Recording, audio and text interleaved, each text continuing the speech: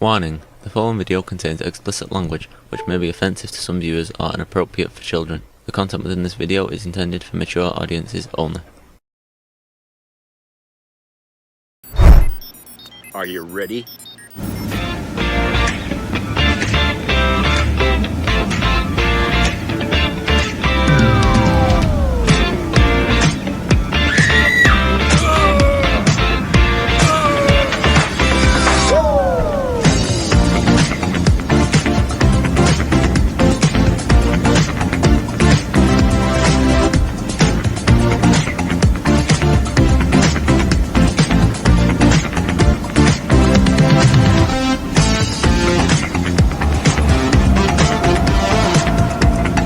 Hey everybody, it's Jeff.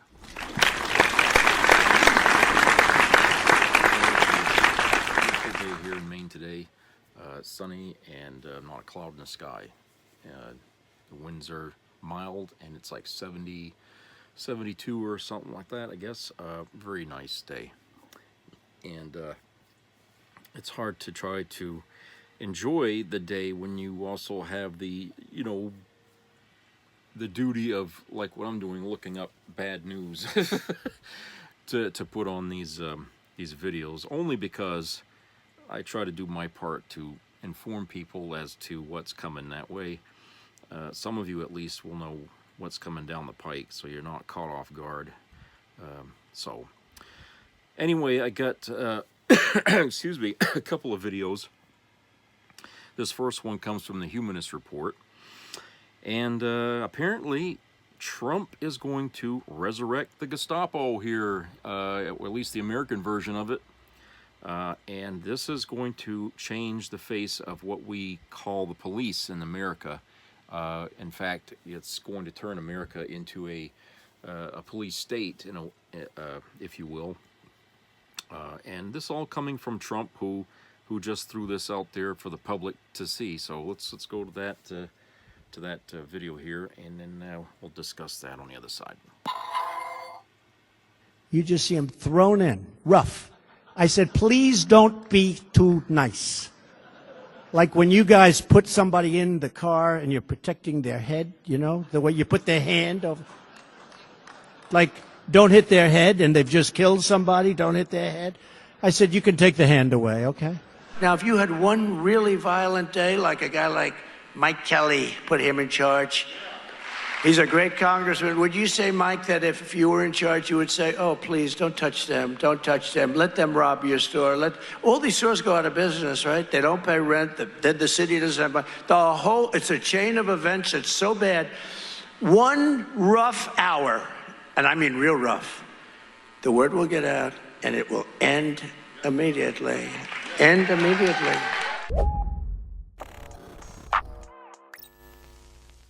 You just saw two clips of Trump from 2017 and 2024, respectively, where he encouraged police violence against U.S. citizens.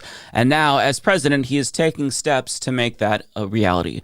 And for the record, when he says that he only wants murderers to be treated that way, he's trying to conjure images of the worst being treated this way, so that way you feel better about police brutality. In the same way that he says that he's only deporting criminals, well, as we've seen, this administration declares anyone criminals without evidence, which is why due process is so important. So don't believe him when he says things like that. People who want to abuse power, they will use examples of the worst to try to legitimize their actions, when in actuality it's a lie, and still not something that is permitted by the U.S. Constitution. Now, aside from his sadistic affinity for violence, why would he want something like this? Politically speaking, what does this accomplish? And his logic is that the normalization of excessive force would keep the peasants in line and deter crime. But that right there is just the tip of the iceberg, because as Rolling Stone reports, during his first term as president, Trump reportedly floated the idea of conducting mass executions and having U.S. police units kill scores of suspected drug dealers and criminals in urban areas. So in his first term, he wanted to take a page out of the playbook of violent dictators like Rodrigo Duterte of the Philippines, who denied due process to suspected criminals and ordered police to execute drug dealers on sight. But Trump couldn't go as far as he wanted to because of the people in his administration who stopped him from abusing power. But those people are gone, as we now know, and there's nothing holding him back. And since he's no longer restrained, he's finally able to implement the dictatorial policies that he's wanted. And on that note, he just signed what's arguably his most dangerous executive order yet that lays the groundwork for what we've seen in those clips. The America that he described, where police officers can basically abuse citizens with impunity. And that executive order morphs us into a full-blown police state, and it's called Strengthening and Unleashing America's Law Enforcement to Pursue Criminals and Protect Innocent Civilians. And it does a number of things. First and foremost, it shields officers from accountability by providing them with pro bono legal assistance in the event that they're held accountable for excessive force. It also expands federal resources to train state and local law enforcement officers to, quote, aggressively police communities against all crimes, and expands legal protections for police officers while investing in prison security and capacity. It also directs the Attorney General, Pam Bondi, to go after officials at the state and local level who try to restrain police or who engage in local initiatives that promote diversity, equity, and inclusion. In other words, addressing police violence against black and brown people, for example, and trying to stop that would presumably be prohibited under this order. But here's the big one. Within 90 days, it directs Pam Bondi and Pete Hegseth to increase the flow of military equipment to state and local police departments, and says that they must, quote, determine how military and national security assets, training, non-lethal capabilities, and personnel can most effectively be utilized to prevent crime. So let's break it down. This executive order doesn't just expand the militarization of police forces, which would be bad in and of itself. It is opening the door to military-like tactics being deployed against U.S. citizens, while simultaneously shielding police officers from legal culpability if said military-like tactics result in abuses of power. In other words, he's basically training police departments to be pseudo-military forces where officers are trained as if they're soldiers serving as occupying forces over cities with citizens subjected to their individual whims. This, my friends, is what I'd like to call a police state.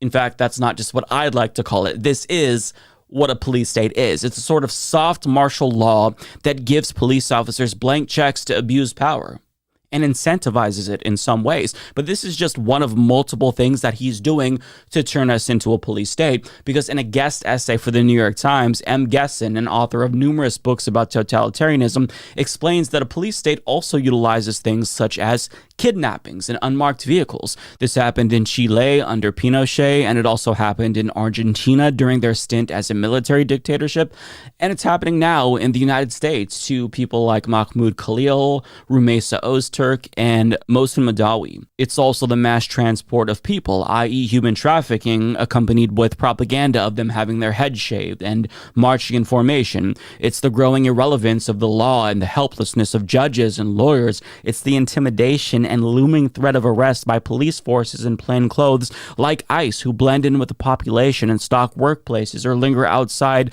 classes that people are taking for English as a second language. You know, it's the lists as well as apps like ICE Raid that reward citizens for hunting down supposed criminal activity by undocumented people. And on that note, Gesson gives us a chilling example, writing, last Friday, mere minutes after Colombia announced the name of its new interim president, Claire Shipman, an entity that calls itself Documenting Jew Hatred on Campus, addressed Shipman on X, quote, we have identified faculty members who the group believes should be purged. The self-appointed enforcers are vigilant. This, too, is a hallmark of a secret police state. The citizens of such a state live with the feeling of being constantly watched. They live with a sense of random danger. Anyone, a passerby, the man behind you in line at the deli, the woman who lives down the hall, your building's super, your own student, your child's teacher, can be a plainclothes agent or a self-appointed enforcer. People live in growing isolation and with the feeling of low-level dread, and these are the defining conditions of living in a secret police state. People lose the ability to plan for the future because they feel that they have no control over their lives,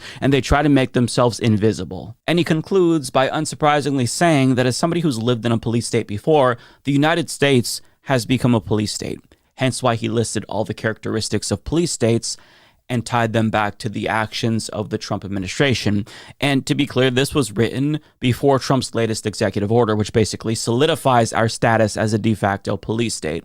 So things are really bad. And what I want to hone in on is his talk about this culture of fear, because that right there is a huge component to police states. I mean, just from a personal perspective, how many of you recently have second guessed a post that you were going to make on social media, but you chose to self-censor because you don't know if it's going to get you in trouble, even if it's mild? How many of you have questioned whether or not you should flee the country, or considered whether or not you'd be targeted at some point during this administration because of your political views? That fear that you're feeling, these questions that you're asking yourself, these calculations that you're making internally, that right there, that fear is what makes police states so potent. It changes the dynamic of the country. So instead of mobilizing and taking action in response to abuses of power, citizens might feel more inclined to look the other way, because if they don't, then they fear that they could be next. See, in democracies that actually function properly, citizens don't self-censor because they have protections that stop abuses of power. But when that all breaks down, when law and order ceases to exist and we're basically ruled by the whims of one individual, well, those protections are no longer there. Due process is gone. And since we no longer have due process, well, anyone can be accused of anything and be punished if they're accused of whatever crimes the regime says that they're committing. Now, all of this was implicit up until this point, but Trump just made this explicit with this executive order. And I've previously stated that I no longer think that we're a liberal democracy. In fact, I've said that I think Trump morphed us into an illiberal regime over the last 5 months, and political scientists are now saying the same thing. One is Harvard political scientist Stephen Levitsky, who explained in an interview with NPR that we're no longer living in a democratic regime since we simply no longer meet the criteria to be considered a liberal democracy. And Americans seem to agree, because Axios reports that 52% of Americans now believe Trump is a dangerous dictator whose power should be limited before he destroys American democracy.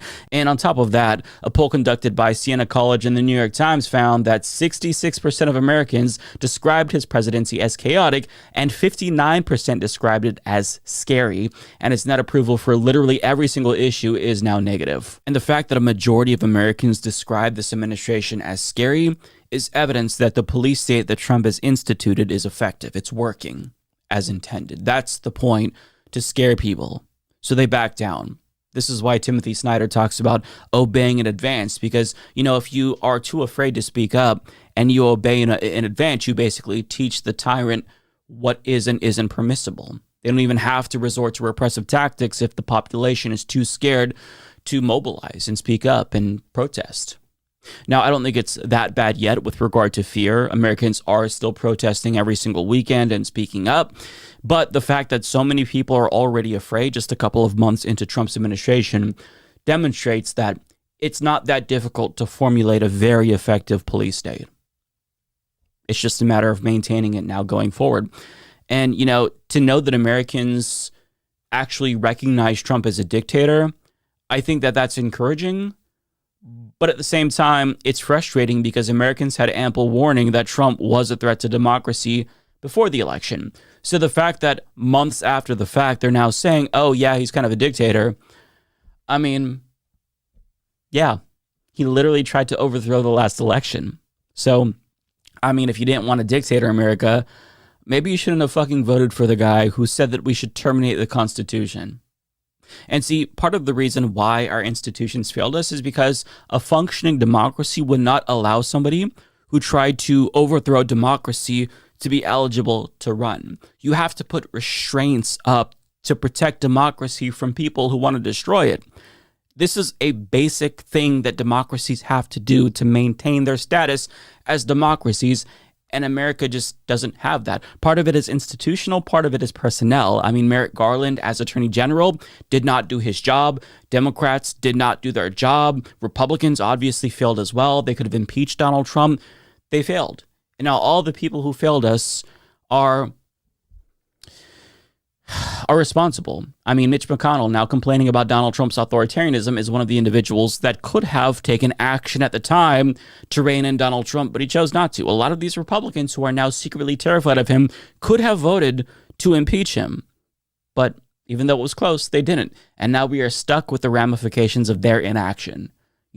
But American voters also made this bed for us all as well. Because now that they see that Trump very much is a wannabe dictator and is taking steps to turn us into a dictatorship. Now they're thinking, oh, this doesn't seem right. They're having a little bit of buyer's remorse, if you will. But I mean, look, maybe you dumbasses should have paid attention. Sorry, I don't mean to be crass, but I made so many fucking videos before the election trying to tell you all that this man was a danger to democracy. I talked about how he was comparable to Hitler in many ways. And now people are, after the fact, saying, oh, wow, this is kind of dictatorial and this is reminiscent of Nazi Germany. And people like me who were trying to sound the alarm is sitting back thinking, yeah, if only somebody fucking warned you. And I get that I have a small platform, but it's not like I was the only one who was sounding the alarm. Political scientists, even though nobody listens to them, historians were trying to warn us that this man was a danger to democracy, and nobody wanted to listen.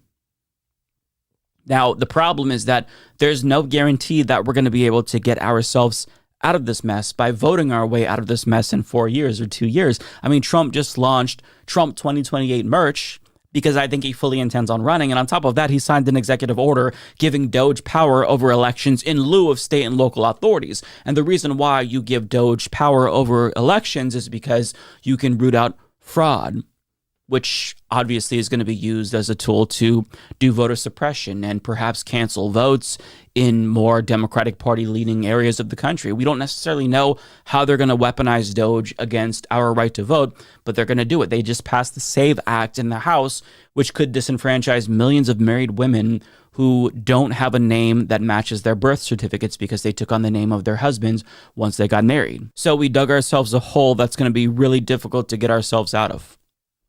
And that's the thing about dictatorships. They all hold elections, but that doesn't actually mean that there's going to be a change in power. The elections in dictatorships are basically for show. It's kabuki theater. It doesn't actually facilitate changes in power. You can't just vote out dictators once they consolidate power and destroy democracy. Now, look, I don't know if that's going to be the case for us in 2026 or 2028, but the fact that there's not really any certainty in that regard kind of speaks to the gravity of the situation that we're in, doesn't it? So to say that Americans fucked up by electing Donald Trump is the understatement of the century. We will be paying the cost for the election of this man for generations to come. It is one of the dumbest things voters have ever done in this country. And by the time he's done, I can assure you he will have done more damage than George W. Bush. I've always maintained that George W. Bush was the worst president of my lifetime just because of the sheer number of deaths he's caused. But by the time it's all said and done, Trump will have caused more death and destruction. And on top of that, he's killing our democracy faster than any other former president. And if you're one of the people who voted for this tyrant, that's a shame that you're going to have to live with for the rest of your life, whether you realize it or not. History is not going to look kindly on this era in American politics, and anyone who is a part of it, who elevated this man, they will be living with that forever. They might not realize it, they might live in ignorant bliss, but we are going to be judged very, very harshly for letting this happen. Yeah, pretty fucking grim. I don't know what else other word to say, but it's not good. It's not good. Of course, it shouldn't be of much surprise to people, you know what I'm saying? Because look, this guy has been talking this kind of garbage here ever since he, since he was president the first time. I mean, he even said in the video, he tried to enact something like this back in Trump 1.0, and unfortunately, there were people in his cabinet there who did not follow his stupid idea. Everybody was against him, and that pissed him off. So that's why he staffed his administration with yes man, okay, essentially. And this is what you get. Why they, I can't understand how you can't find people who can resist this.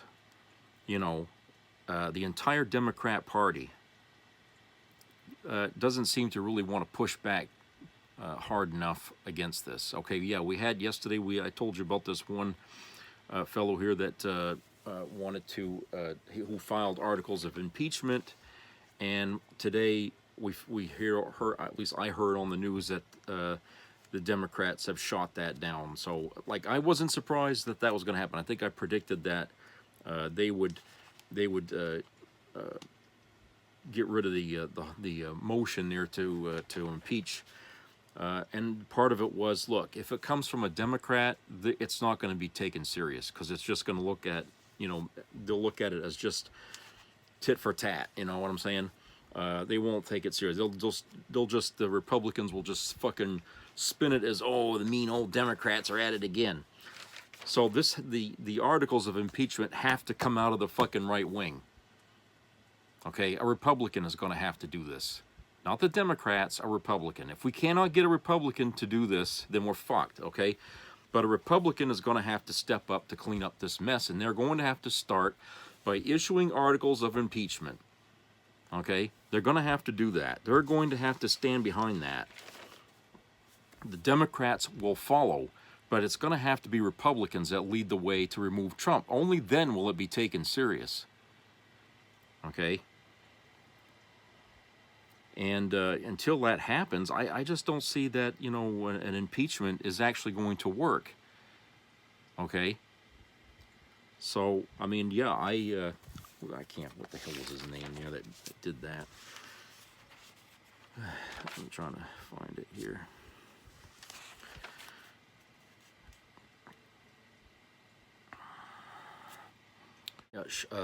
Shri Thanadar from Michigan. He was the one that filed those articles of impeachment a couple days ago. But like I said, because he's Democrat, it's not going to be taken serious. And that's, that's where we are, because our country's politics is so polarized these days that you just cannot fucking get anything done. And that's what led us to where we are. Because when people are getting so frustrated that your government can't take care of the simplest things, okay, they start to think radically. They start to listen to people like Trump. And before you know it, you got him in the office doing things his way. That's exactly the same shit that happened in Germany in 1938, okay? You had a country that was crumbling economically. People were pissed off. The government wasn't doing anything about it. And, people, and Hitler wasn't the only one. There was a whole bunch of people that were going around yakking, the same way. But Hitler had a knack at it better than the others, and he had a power base form under him right off. And so people started listening to him, and they didn't care, how he was talking.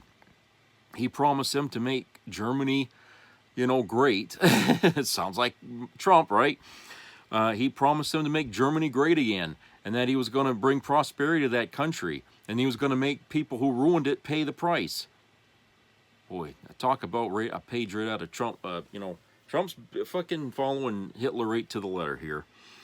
All right, and so you got this fucking guy here that, is doing what Hitler attempted to do. He thinks he can make the country great.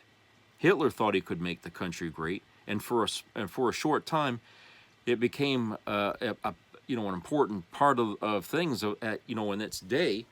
But at what cost? Okay, the whole world was against him.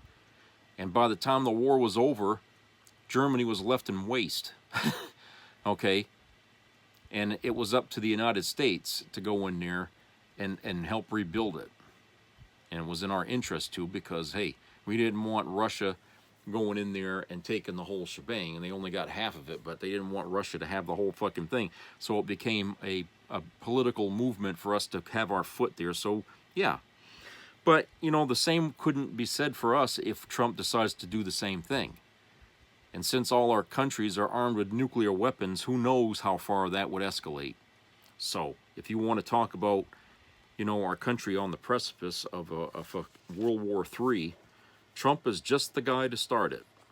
Okay? Everybody was thinking, oh, it's going to be the Middle East that starts World War III.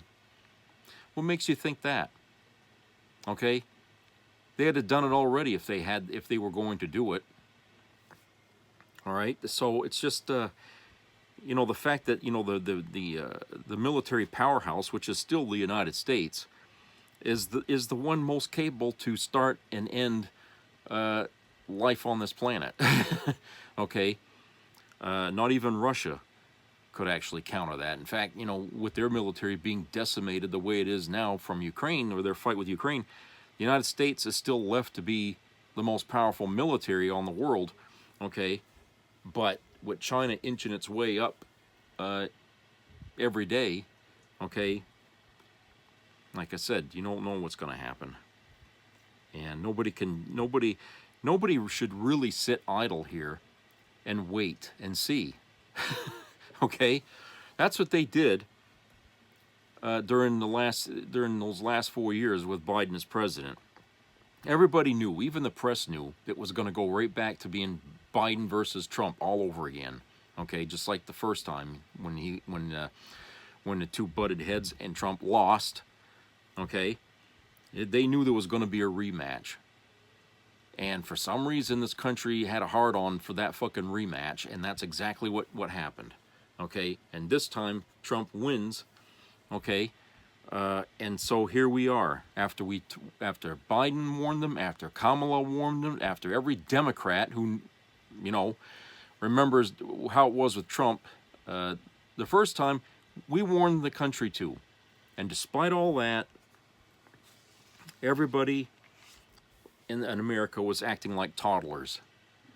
Okay? Yeah, and the reason why I call them toddlers is because you ever have, for those of you that have had children, when they're little, you try to teach them, don't put your hand on the burner. Okay? And sometimes the kids listen, and sometimes they don't. And they touch it, and they burn their hands. Okay? Well, that's kind of what was happening here in this country. Everybody was trying to tell the toddlers, MAGA, not to vote for Trump. Don't put your hand on the fucking burner. You're going to burn your hand. And what do? They ignored the parents and they went ahead and touched the fucking burner. And this is what happens. Everybody's sitting there, the toddlers are crying now. Oh, my hand is burnt. Okay?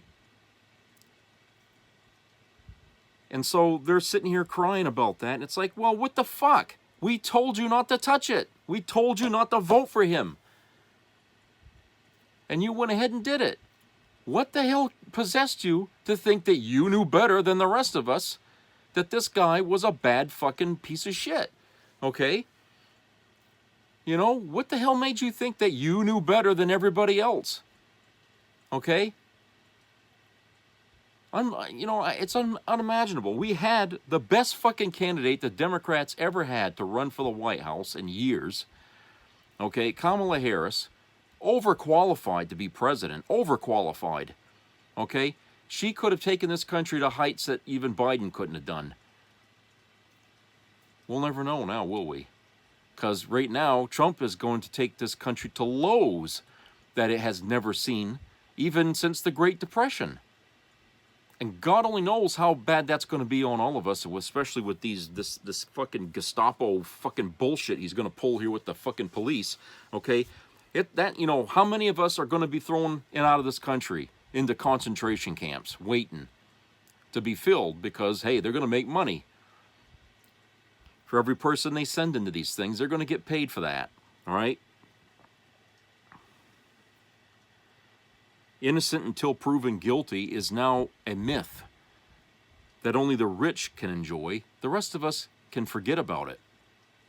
I mean, why even have courts now?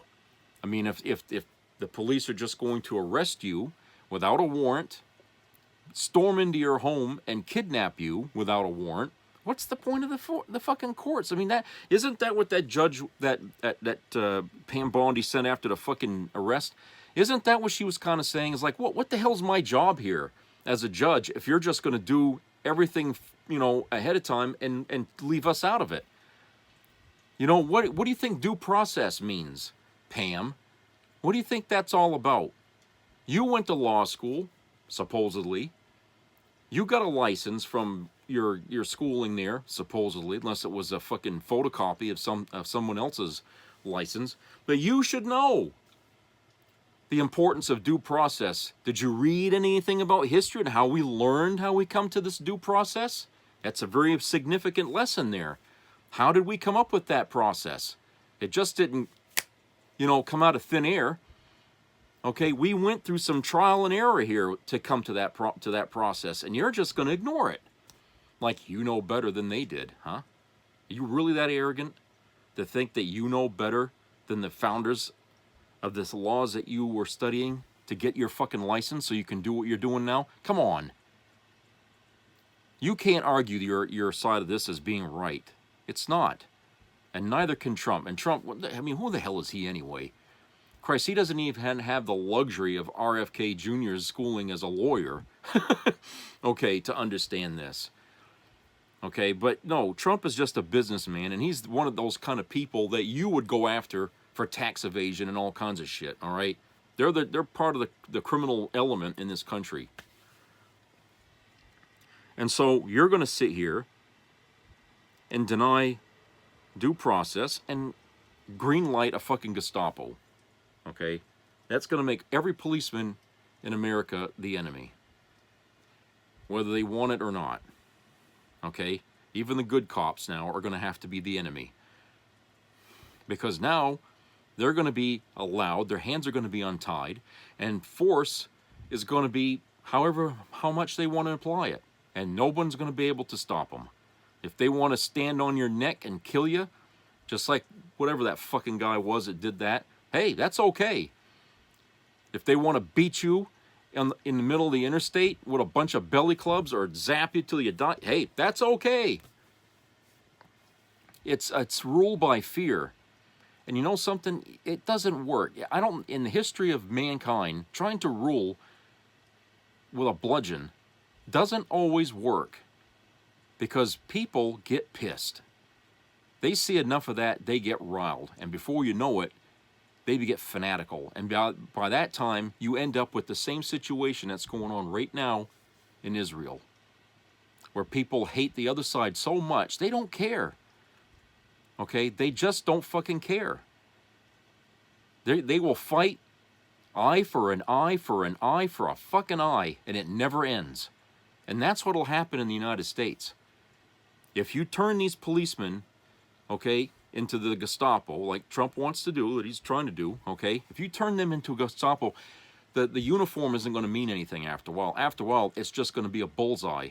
Someone's going to be out there, and they're going to start picking off cops. All right? And they can't be everywhere all the time to stop crime. They can't. There's not enough of them. So when that happens, you know, Trump will send in the military, which is, you know, they're not supposed to do that, posse comitatus, right? So they're going to send in the goddamn military to back up the cops. And then, what have you got then? A civil war. That's what you end up having, is a fucking civil war.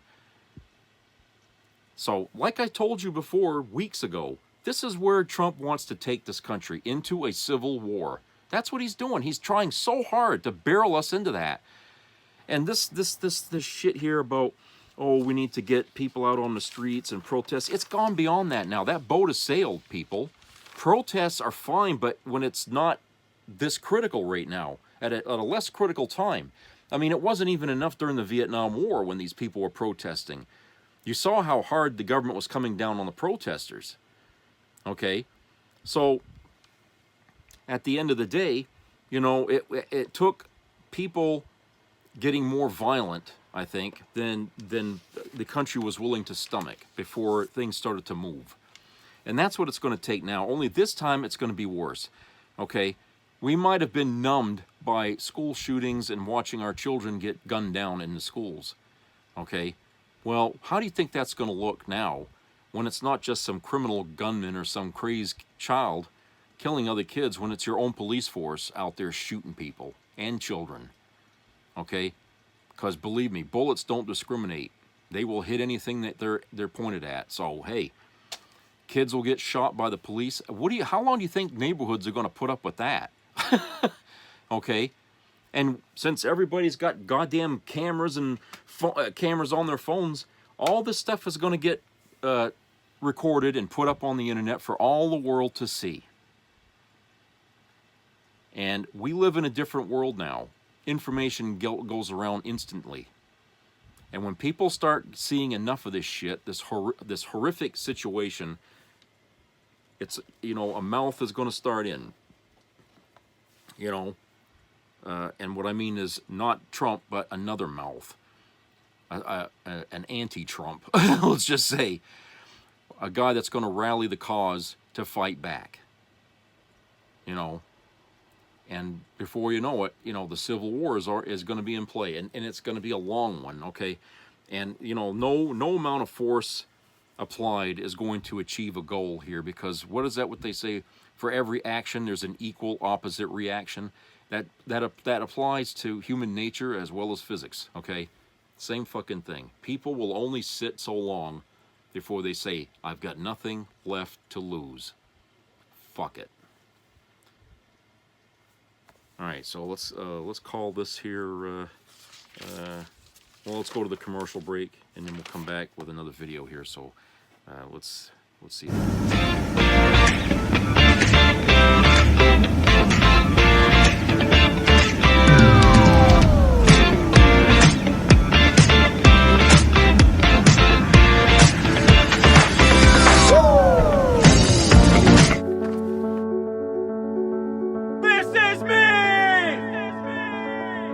I'm Alex Curtis. I'm a lobsterman in Maine, and this is me. I'm Roxy Sugar, and this is me. I'm Eric Hopkins. I'm an artist, and this is me. This is me. Me. This is me. This is me. At the end of the journey, the main thing is you. Original. Americans under attack. Radical terrorists are attacking our Navy warships with missiles and drones. Backed by Iran. The whole world is watching how America will respond. What do they see?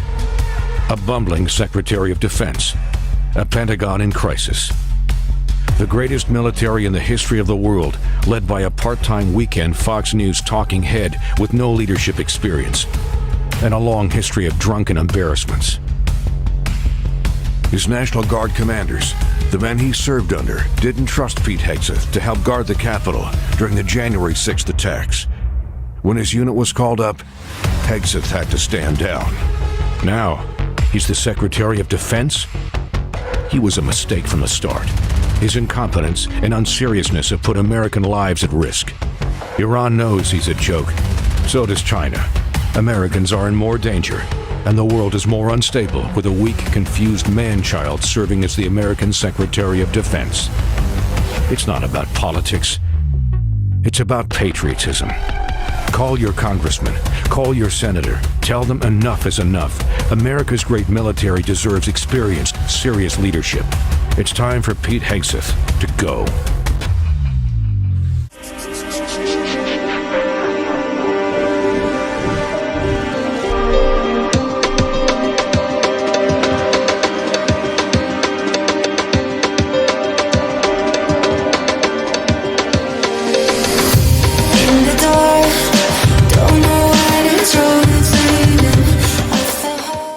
So, does anyone else feel hopeless after watching Donald Trump's first 100 days in interview with ABC News? Not that I expected to feel anything else, but the hopelessness just seems to keep piling on. There is not one part of that interview where I didn't think, God help us.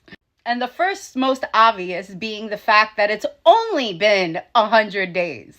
I'm sure there are prison sentences that seem to go by a lot faster. I guess that's good news for George Santos, at least. Now, the part that really struck me, along with millions of other people, was the MS-13 tattoo discussion. You know, the one where the interviewer pointed out that Donald Trump clearly fell for a photoshopped image. Now, I'm no expert in gang tattoos, but I'm pretty sure the initiation doesn't involve getting a tattoo in the font Arial on your knuckles. I mean, I'm more of a Times New Roman kind of gal, but hey, to each gang their own. But see, this is the part that really bothers me. Because it could only be one of two things. The President of the United States doesn't know what a doctored photo looks like, which is pretty bad. Or they'll just Photoshop their way into sending innocent people with no due process to El Salvador to rot. I gotta say, I'm getting really tired of these lose-lose situations, especially when I was promised so much winning. At least the Mets are pulling through for me. The next part was Donald Trump's refusal to admit that these tariffs are killing us. I know you don't care about the people that didn't vote for you, but there are so many people out there that did vote for you and are coming out to say that you've destroyed their businesses. And a lot of those people aren't the multimillionaires that you were, that had the luxury of filing for bankruptcy, I don't know, 8 times. It's not that easy for us regular folk. But I gotta hand it to Terry Moran. He did something brilliant in that interview. Not only did he keep his foot on Donald Trump's thick neck, but he got him to admit that the #1 controversial issue in this country was all Donald Trump's brilliant idea. You know, that thing that you get right here? Trump was so proud. I wish I could come on here to give you guys some, not even good news, because who's even aiming for good anymore? And hope, yeah. Because in the same day, Donald Trump said that he would be the best next pope. And Lindsey Graham backed up that idea. They're literally taking away our hopes of divine intervention, which leaves us with nothing. Nothing. And every day I find it increasingly more difficult to come on here and make jokes about this stuff. Even the Arial font one took a lot out of me. And that's the truth. Anyways, bye. The capo girl, but I am a few person of you love. So I believe in you when you said you have love. Isn't the man time I can still... Ask yourself, are you better off than you were 100 days ago? Trump came back, not to lead, but to punish. He purged loyal Americans from government, fired heroic generals, demanded loyalty over competence, turned the Justice Department into his revenge machine, let this guy steal your private data, and wreck Social Security. Our allies betrayed. Ukraine sold out to Putin, turning our government into a police state, kidnapping American citizens, sending innocent people to foreign hellholes, snatching students off the street for tweeting. Then came the tariffs, markets crashing, retirements wiped out, America isolated, weak, China winning the trade game. He pardoned terrorists and criminals. This isn't a second term. It's Trump's second chance to end America, and it's working. So no, you're not better off. You're not safer. Nothing is cheaper. The economy is worse. Our country is in danger. Just imagine what the next 100 days will bring. Have you heard about the salt trick that's making men last for hours in bed? If not, pay close attention. Seriously, salt turned my husband into a bull in bed. He always had a sleepy worm and even used those little pills. But after he started doing this simple 15-second salt trick under his tongue, he tossed the pills away. The transformation was incredible. The worm turned into an iron anaconda, and even at 61, he's putting guys in their 20s to shame. I've never seen anything like it. Apparently the salt turbocharges blood circulation down there by 34%, making it thicker, harder, and lasting longer than ever before. It even works for men over 70 or 80 because it's all natural. My friend's 78-year-old husband had been suffering from limpness since he was 43, and now she says she has to beg him for a break because he's making up for all those lost years.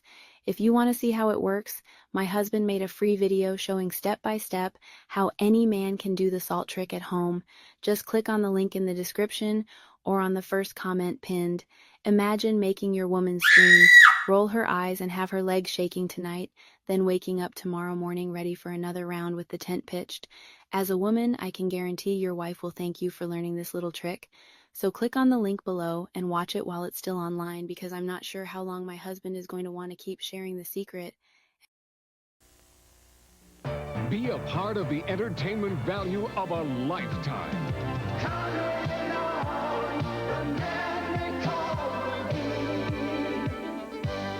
I loved it. It was the best performance I've seen in a lifetime. I loved the show. I liked it very much. He's a very entertaining man. It's well worth the money. Now appearing in Charlottetown, coming to Halifax November 6th to the 18th, and St. John November 20th through the 26th.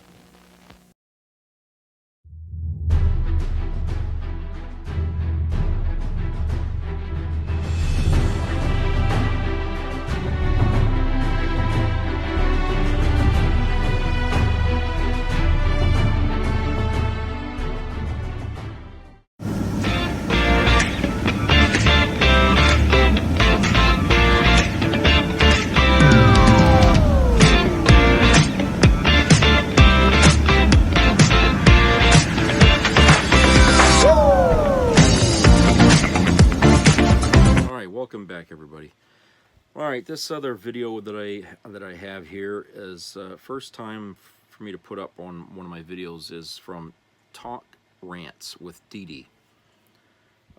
And she's covering, well, she's extrapolated a collage of different people complaining about how they're, you know, they're broke and they can't, they don't have enough money for much of anything. And there's a lot of different situations going on around the country here about people trying to make ends meet, and it's getting very desperate out there for a lot of the millennials. But I think this really goes across all generations here that is still alive, okay? And I'm not talking about, you know, the wealth, you know, economically speaking, but I'm talking about all the people on the same, you know, income level, which is, you know, pretty much poverty, you know. But we're all going through the same thing. It doesn't matter your age. And so anyway, it's pretty interesting. I mean, on the level that you get to hear from the ground, basically what's going on and how people are feeling and thinking and trying to survive in this collapsed economy here. So let's go to that here, and we'll discuss it on the other side. My coworker saw my bank account the other day and it said $25, and we don't get paid for another like 2 weeks. And he was like, how are you surviving? Like, how do you even live off $25? I'll tell you if you really want to know how I budget and save. I sleep. Literally, you have to have no obligations. Just sleep. Because if you're sleeping, you can't be spending money. Period. I officially have $0 to my name because I just took out every penny that I've ever saved. And this is on top of the deposit I've already made to buy a house. And wow, down payments are really large and I'm broke now. The cost of living in America right now is straight up insane. How did America get here? Why is everyone living from paycheck to paycheck in the richest country on earth? How are y'all making it? No, literally, how are y'all making it? Because, little backstory, I decided back in January that I was going to monetize on this app. Every dollar I made, no matter how big, how small, was going to go to a savings account, and that was going to be money for a down payment on our house. Because if you don't know, me, my husband, and our 2 kids are living with my parents. Spoiler alert, that's not happening. We're having to take that money I'm making and use it to get by until the next week. On top of my husband's income. My husband's making the most money he's ever made, and this is the brokest we've ever been. Make it make sense. I'm not a bougie bitch. I might get my lashes done, but my friends do my hair. I don't get my nails done. Like, I'm really not that high maintenance. We try to live within our means. We truly do. It's like no matter how much you don't go out to eat, no matter how much you don't spend money, you're still gonna be broke. Why? Because that is the world that we live in. So I know I'm not as educated as I should be when it comes to voting. All I know is that shit was a lot better 4 years ago. I could afford to breathe and I had my own house. Right now, nobody can afford housing. Nobody can afford food. And if you can, congratulations, because you're far and few. So please, for the love of God, take that into consideration come November and make a change. Because I am tired. I am tired of living like this. I am so tired of living my life in survival mode because despite having 2 college degrees and making close to $80,000 a year, I still cannot keep up with the cost of living. I still cannot afford all of my bills every month and have to live paycheck to paycheck. I think that's absolutely ridiculous. I am sacrificing my mental health, my time, and my energy to take care of people in their most vulnerable moments. And a lot of the time, they do not make it. At the very least, I should be able to pay my bills. And for anyone who's thinking, oh, well, you shouldn't have chose that job, somebody has to do it. And you know damn well, if your loved one was critically ill, you would want somebody to take care of them, right? Something has to give. I cannot keep doing this. They talking about they're going to start giving us retirement benefits at 86. Listen to me. They can raise this retirement age to 107 fucking teen. I don't care if I retire with $1 million in the bank or $12 in the bank. And when I'm tired, when I'm done working and I'm going to start scamming at 50. They're talking about most millennials will be able to retire in their mid 80s. And do fucking what? Mid 80s? Bitch, my knees hurt now. You must be talking about the Florida temperature in March, mid 80s, because ain't no fucking way. Y'all keep playing with us millennials, bro. Huh? Y'all been fucking us ever since we came into this shit. Y'all done raised the price of food, raised the price of gas, raised the price of retirement, and ain't thought about raising our pay. And we are legit trying so hard to be on a straight and narrow. Work a 9 to 5, climb the ladder, get a 401k, save a little money, be cool with vacationing maybe once a year, scan everything in the checkout line, pretend like we not jealous of everybody that got away with the PPP loans, trying to invest in Bitcoin and stock and bloody fucking blah. Also, you can let us know that we will be 15 years from 100 years old by the time we can enjoy retirement. Let me tell you something. Y'all got a couple more elections to get this shit together, or 50% of millennials is about to start a life of crime. I'm telling y'all, I used to steal all sorts of things, and I'm good at it. Y'all not about to have us in the workforce at fucking 90 years old. Jail ain't even looking that bad at this point. I don't know about you, but I track the inflation in this country through the price of these. A gas station Polar Pop, a gas station Sody, if you will. When I first moved to this city 5 years ago, one of these bad boys was 59 cents, right? They started slowly going up. They went up to about 79 cents, stayed that way for a while. But then the last year, they have just gone up 10 cents, 10 cents, 10 cents, 10 cents, 10 cents. It feels like every couple days. Last week I got one, it was 90 cents. Now I went in to get one today, it was $1.06. What do you mean this went from a 59-cent soda to $1.06? I get $1.06, ain't the end of the world. But what the fuck? You don't even clean those fountain things. I know I'm getting a dirty, sticky, nasty soda pop. I don't value myself. Why do you think I'm going to the gas station to get me a Polar Pop? And y'all want to inflate the prices on a gas station soda? Don't even get me started at restaurants charging $3.99 for Dr. P. It's time to knock it off. Knock the prices back down. This is unacceptable. I should never get a gas station soda and have to bring in more than $1. The fact that I'm bringing in a paper bill at all is disgusting. This is for car change purchases, and you know that. I didn't need to tell you that. I moved into my apartment in June 2023. I was paying $1,790 in rent. I just got notified that March 1st, my rent will be increasing to $2,023. And before everyone gets in the comments and says, you're doing this, you're making your choices. Okay, first of all, fuck you. I have a 2-bedroom apartment because I have a 1.5-year-old son, and I got this apartment because I researched every apartment within a 30-mile radius of where my dad lives, because my dad lives with my nephew. I'm the legal guardian of my nephew, and I need to be able to have quick, close access to my nephew. I take him to appointments, I pick him up from school, etc. What's shitty is that this is the market rate. So this is pretty standard if you want a 2-bedroom apartment. And mine's nice because it's new, but it's not fancy. It was made really like everything's plastic and falling apart, and it, for all intents and purposes, it's not a quality apartment. It's safe. I love living here, and that's why I'm living here. But I was talking to my landlord, and I was like, listen, I know this isn't your fault. I know you're not setting the prices of these, but what the fuck? This is not like a sustainable, like, how the fuck is anyone supposed to like maintain their tenancy?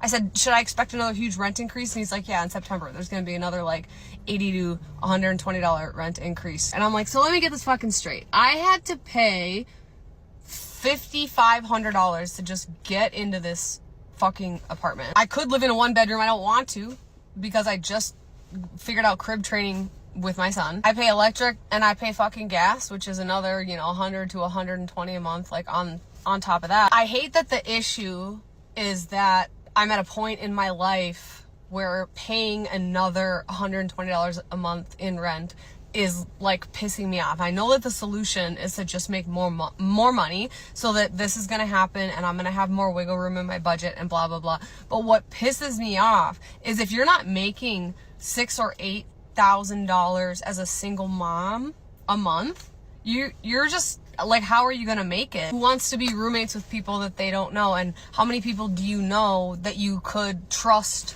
to live with and that it wouldn't ruin your friendship if you lived with them? And what if I just want to live in my own fucking spot? What if I really like the peace of mind that I have in my own goddamn apartment? Why isn't there some sort of fucking clause that says, oh, you're a single mom with narcolepsy and you have a fucking disability and you're making X amount of money and we're gonna fucking we're gonna give you like a little bit of a break. And I understand like life is a jungle and no one's trying to give out handouts. You know, you're hearing about how Elon Musk just uncovered all the government fucking all the money that's going everywhere. Like the government isn't, in general, they're not looking to help people. We know that. Just keep coming back to like, okay, the solution is just to make more money, but there's only so many fucking hours in the day. I spent 45 minutes today researching other apartments in the area.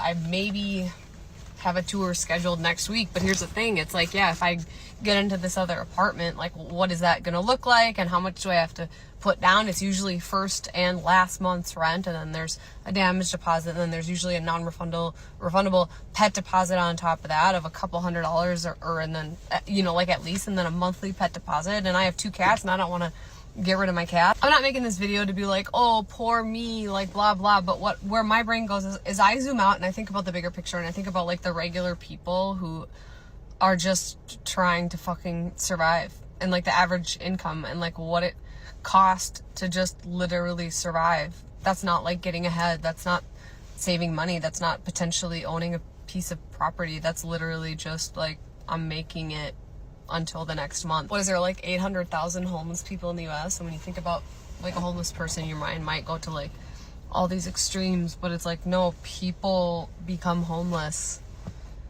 because there's factors that are outside of their control, and they're doing their fucking best, and they get up every day and they have good intentions and they work, and they're not like selling themselves on OnlyFans, and they're trying to like do good in the world. But fucking bills are massive, man. It's expensive as fuck to just live and eat. Feels like the whole world is going backward and the standard of living is falling every day around the world, because all these things are not just happening in America, they are happening all around the world right now. And with the way the world is going, if you are online seeing everything, how people are around, how people are living, I think things are not even bad the way we think they are, because the real nightmare is yet to come. When you see things online, you will know the real nightmare is yet to come. I don't think it would be an exaggeration to say that the United States has become the largest plantation on the planet. I mean, if you don't see it now, you soon will. Because people today are working for peanuts, and a lot of people can't even afford to have a cheap apartment, you know, and stay there. Now, look, I understand, okay, that some people need to be more thrifty with their money, okay? I understand that, and that's probably true in some of these people's cases. Some of them are probably not very wise spending, and you can't blame them for that, because they probably grew up with a family where spending money was a thing to do, you know, and that goes back to my argument about the 80s, you know, and how people spend more than they could afford to pay, and they use credit cards to continue that habit, and they didn't learn anything until they hit the 90s. And then everything started to fall apart because they couldn't pay back their fucking debt from all that fun and games they had during, you know, that decade. And so we have, you know, a generation that grew up with that, and they're trying to do the same thing. And now times are harder now than they ever were, and now they can't do it anymore. And that's frustrating for them, and it's affecting their lives in many different ways.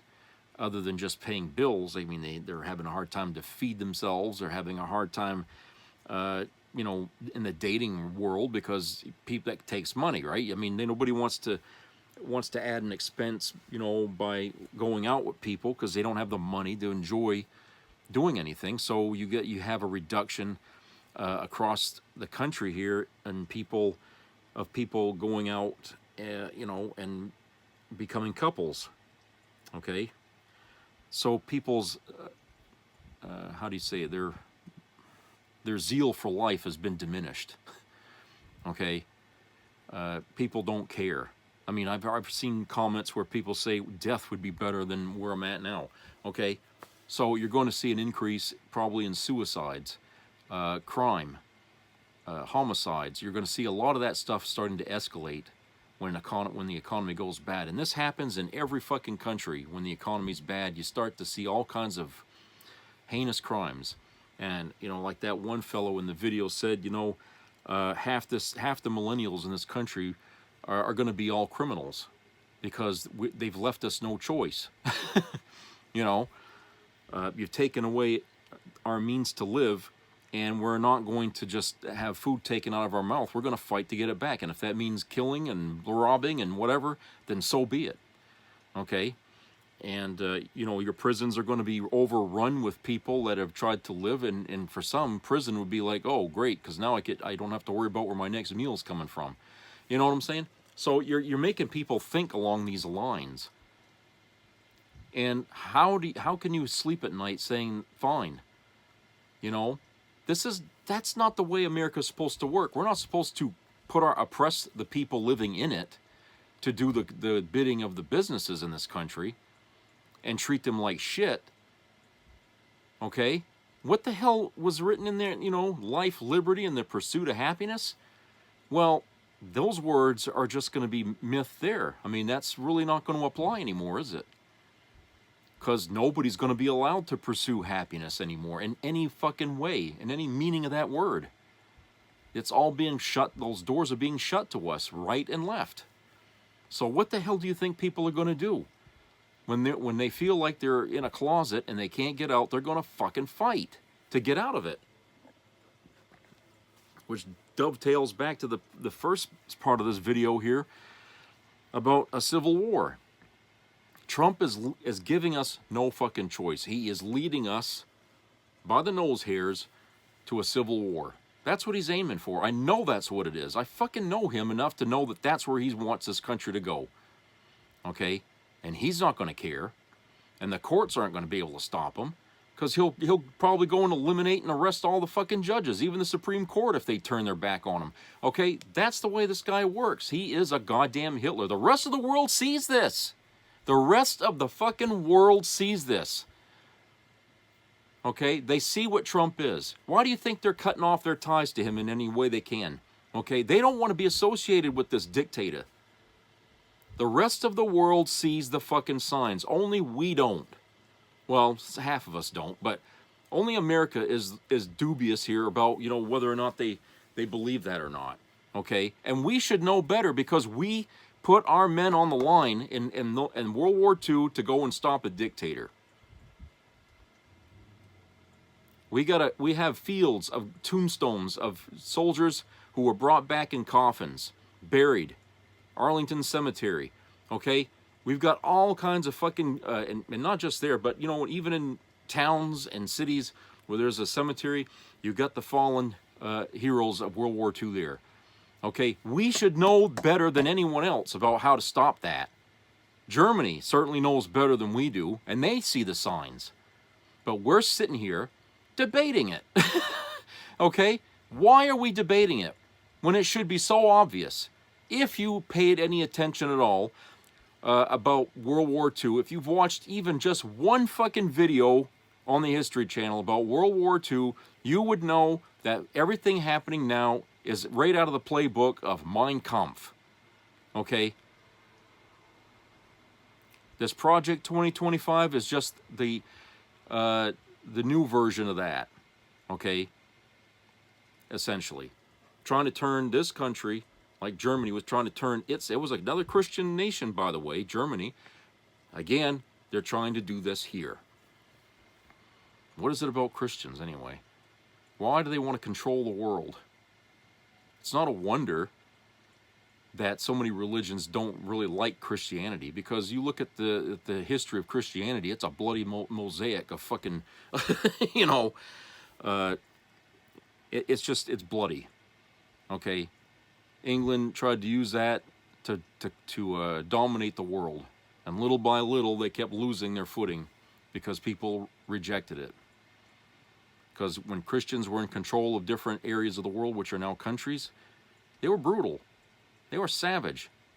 I mean, they were like slave owners. I mean, they would beat the living shit out of people, you know, and then say, oh, you should be kissing our ass that we're here taking, you know, running your country. This was Christianity for a long time.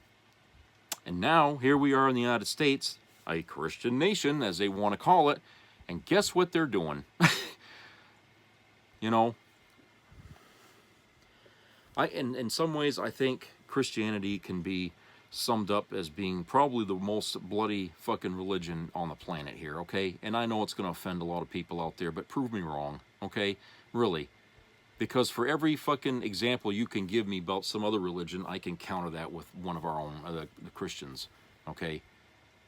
Blood for blood, incident for incident, murder for murder, okay?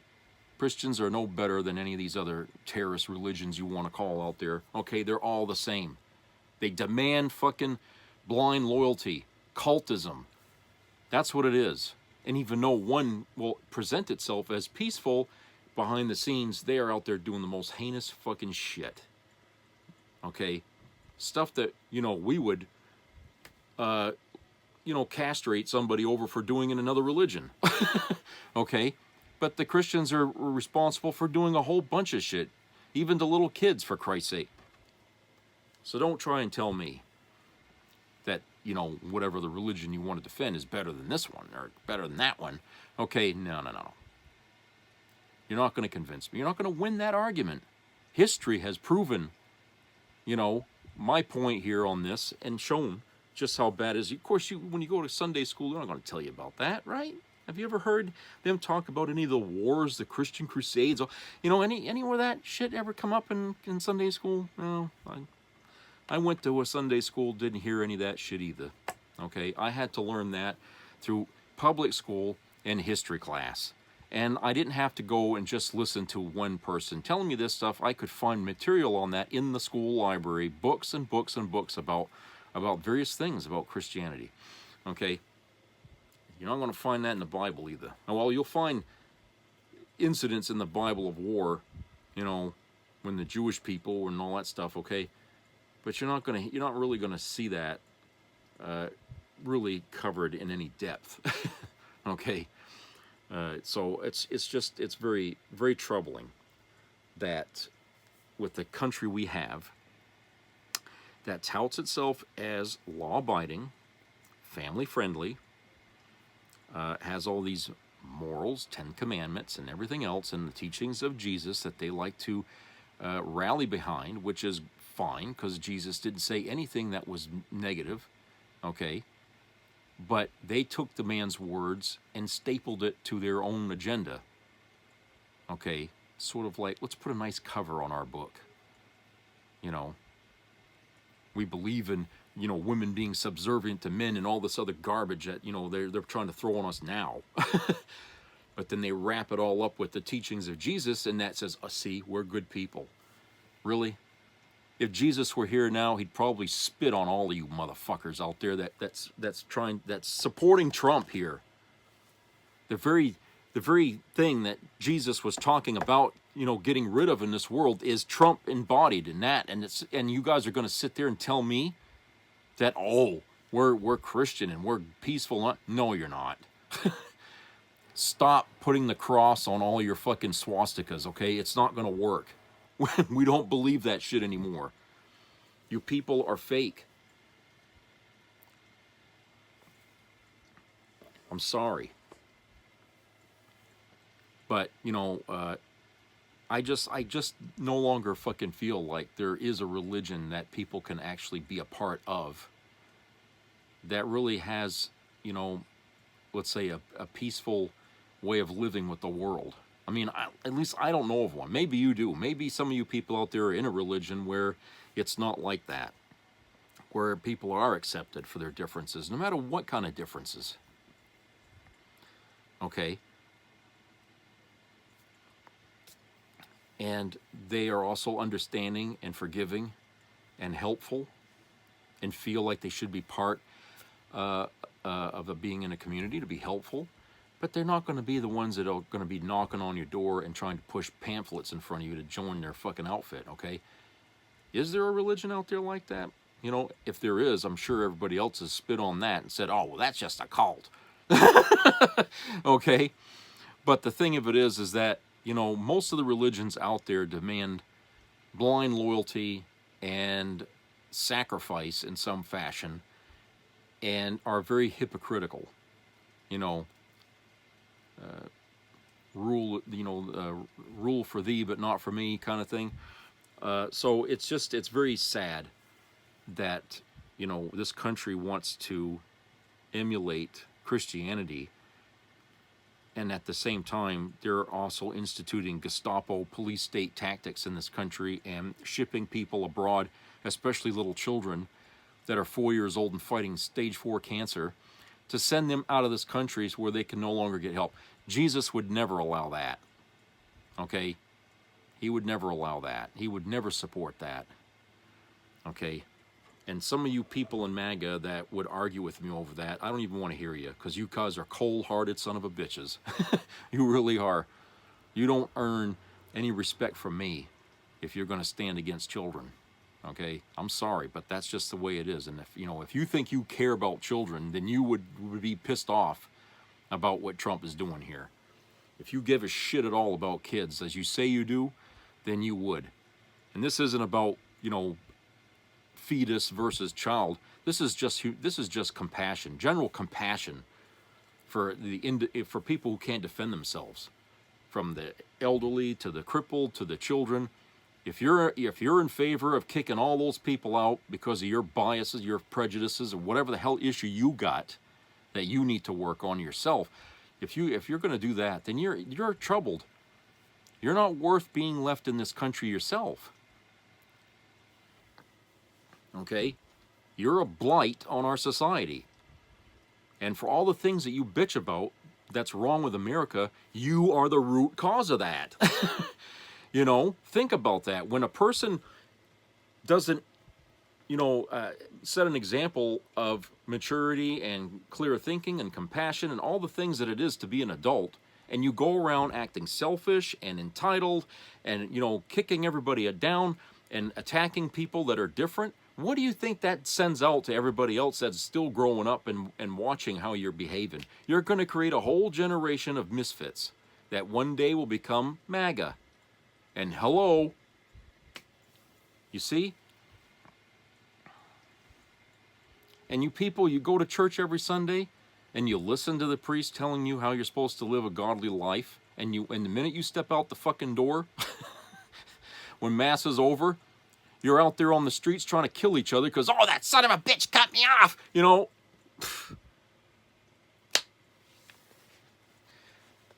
It's laughable. It's laughable. You're a Christian in name only, but you don't live it. You don't like it. You don't want to hear it. You don't want to think that you're wrong about it, about how you do, how you're doing things. You don't check yourself by the standards that are in the Bible on, especially with Jesus and how he said people should live. You don't check yourself. What did I do this week that might have been insulting to somebody? Do you even think of that? When you get up in the morning, do you ask yourself, how can I make someone else's life better today? It's not all about you. It's about you being helpful to others. Jesus gave to others from himself all the time. That's why he didn't have a place to stay. And, most of the time, he gave of himself, okay? And in return, people gave to him. It was about sharing, about being community, which I say at the end of every video, be a community, help each other. Okay, you're stronger as a group than you are by yourself. And everybody, I'm not going to say everybody, not everybody. I'm sure there's good people out there that understand exactly what I'm talking about. But there are people out there who live their life only for themselves. And they might think it's cool. They might think it's great. They might think, oh, it works. They might do that. At the same time, how many people get stepped on doing that? Well, if you're in the business world, you're stepping on so many people that they're making videos of themselves crying and bitching and complaining that I can't survive. What I could get 4 years ago for $20, I can't get today for $20. Okay? What was in the stores that I could buy cheap, they don't have them anymore in the stores. And it's 30 years since the last time they raised my wages, and the cost of living has gone up, 3 times that. It's crazy. And, a Christian nation would never allow something like that to happen. They would never allow that to happen. But business world doesn't care about Christianity. They don't care about you know, Buddhism. They don't care about, you know, the Jewish religion. They don't care about religion at all. The only religion they follow is the dollar, okay? And it makes it easier for them to deal with the dollar when they put "In God We Trust" on that fucking thing, okay? It makes it easier for them to justify their actions, okay? Personally, I think that's an offense. God would never put that there if the God they believe in exists, okay? He'd never put that there. And I to this day say they ought to take that off. That's not the proper place to put a symbol of religion on some fucking thing of like a dollar bill or a coin or some fucking thing, okay? But that's a whole other debate. But the thing is that these times, oh, and you know, by the way, they laid off a whole bunch of UPS workers here, I think today or yesterday, because, you know, there's not a whole lot to be shipping around right now. People are not buying so much, especially, you know, from China, where the tariffs are so high and people are getting hit hard buying stuff from China now, which is sad because, you know, Temu was a very popular place. Christ, everybody I knew in town here would buy from Temu. Christ, I mean, it just, everybody was loving that. And now that's kind of gone out the window now because no one wants to pay twice what you know, what it's going to cost them to have something. Like, let's say you buy a little charger and it's $10. Well, you can double that amount for what you're going to end up paying. Maybe even triple, depending on it. Okay? Nobody's going to go for that. They go to Temu because it was cheap. They could get some decent stuff for very little money, where you can't find that even at Walmart. Okay? So, you know, like I said, it's just, you know, it's not, business is not what you would call a fucking Christian thing. And since we are so tied to the business world, worse than goddamn Ferengi, and about making money, that we're trying to live a like two-faced lifestyle here. You know, one half of us is all about greed and everything, and the other half is, oh, we're about God and everything else. You can't live that way. You can't be the, you know, a servant to two masters here. Okay, you're either one or the other. Jesus. You know, oh boy. You know, people ought to reread, you know, the last parts of the Bible that talk about the end of days, because I think now is probably the time where you're going to see a lot what's happening now reflected in that someone, you know, had predicted would happen. And it was probably inevitable even then, the way people were behaving, that someday that's what's going to bring us down, you know, as a society. And that's why I say in 2,000 plus years, mankind really has not changed. We got more gadgets, we got all kinds of things and stuff like that, but our basic desires, you know, our needs and stuff like that haven't changed. Okay, you know, we're still just a few steps away from being cavemen. Okay, so, you know, this pride that we used to have for being an American was never going to last, because the philosophy of capitalism, the philosophy of, you know, trying to force people in this country to live a Christian life was going to do us in. All right? So I feel bad for these people that are out there trying to live in our current state right now. And, you know, I don't know what to tell these people, really. I really don't. Because, to be frank, I mean, I think that all of us are going to at some point end up like in the same boat. No matter if you got a house now, or if you got an apartment now, or if you got a vehicle now, you're going to lose it. In this administration, you're going to lose that, all of it. Okay? Because times are going to get so desperate that you're going to start selling off things you own. You're going to start, you know, cutting corners to the point where you're going to be cutting everything. Okay? And the more that happens, the more businesses suffer, the more things get shut down, and it's just going to be a snowball headed for hell. Okay? I know it sounds doom and gloom, but Jesus Christ, how could I put a ribbon or a bow on a fucking time like this? I can't. And I would be completely dishonest to everyone here watching this video by telling them that, oh, things will get better. You won't believe it. I don't believe it. Okay? Until I actually see something that might change my mind about it, which I haven't yet, I'll tell you when things will get better. But right now, I don't see it. I don't care what AOC or Bernie Sanders or any other Democrat out there might be saying at rallies, okay? That's all fine and dandy to get people's spirits up. But we need more than that right now. We need instructions. We need a plan. We need things mapped out right now to get to the better part of, to get to the light, essentially. What we don't need is just more pie in the sky thing. Sure, we need to be reminded about what America is supposed to be, okay? But we're being told that while the country is tearing itself apart and the government is ripping itself apart. Okay, so how can we do both at the same time? I don't know. We can't. Not unless, we have people willing to take up that cause and push forward. We have one person who put his nuts in the ringer there to try to file articles of impeachment, but again, like I said, it has to be a Republican that does it. That's the only way that's going to be taken serious, was when the Republican Party decides it's had enough. Okay, then the Democrats will jump onto that boat, okay, and go with it. And that's really the only way that's going to start.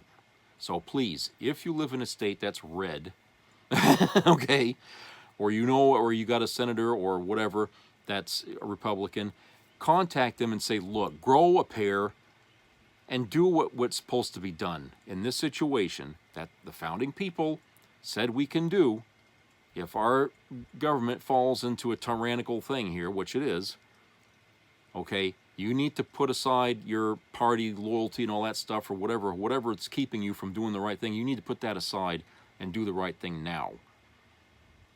And stand against Trump. File articles of impeachment. Okay? The charges and stuff, it's already there. Everybody knows what they are. I mean, he's got more goddamn shit to be impeached on than any other president I could ever remember. It should be easy. So they need to do this. They need to do this. All right, so that's it for today. Everybody have a great rest of the week. Subscribe, comment, share, and keep your ears open for health issues. And again, treat each other like a family or a community or what's comfortable. But support one another out there through these times. Seriously, because it's going to get worse and people are really going to be reaching out for help. Desperation is going to flourish in this country, and we need to be ready to help each other out here the best we can. So I'll talk to you guys later. Take care.